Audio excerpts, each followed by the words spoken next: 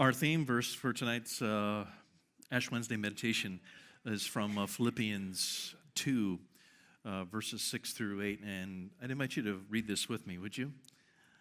Though he was God, he did not think of equality with God as something to cling to.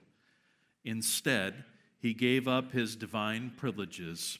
He took the humble position of a slave and was born as a human being.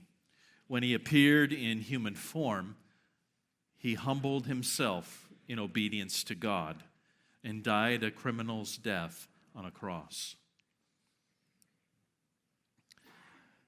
Tonight's the first day in our 6-week journey through the season of Lent that culminates in our grand celebration with the resurrection of Jesus on Easter Sunday. And the Rock is kind of known for grand celebrations on Easter Sunday here.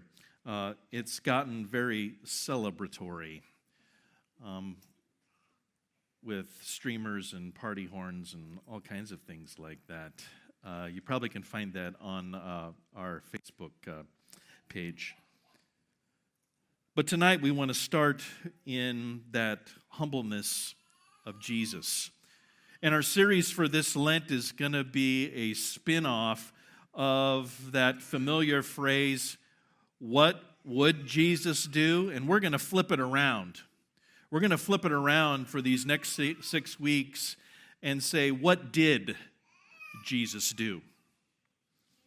And so we're going to begin that tonight. So we're not going to do a whole lot of trying to figure out what Jesus would do. We're going to concentrate and focus our attention on what it is that he did do.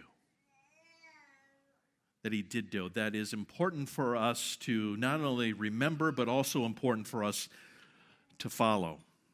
Because remember, we are people who have been baptized and saved by God's grace in Jesus and now are invited by him to join him where he's working in our life and in the lives of others.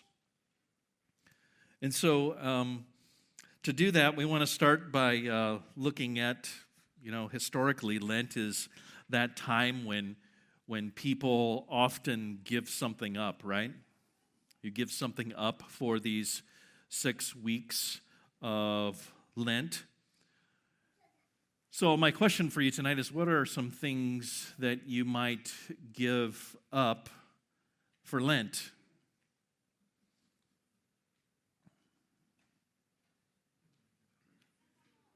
Chocolate? Or any kind of other sweets, maybe? How about caffeine? In all its various forms. Or how about this one? Social media. Maybe that'd be a good one all of us could do. Or how about this one? Pickled herring. Oftentimes when people find out that I'm, ask me what I do and I tell them that I'm a pastor, I don't volunteer that right away. I let them ask. And then when it comes to be this season of the year in Lent, they always say that they're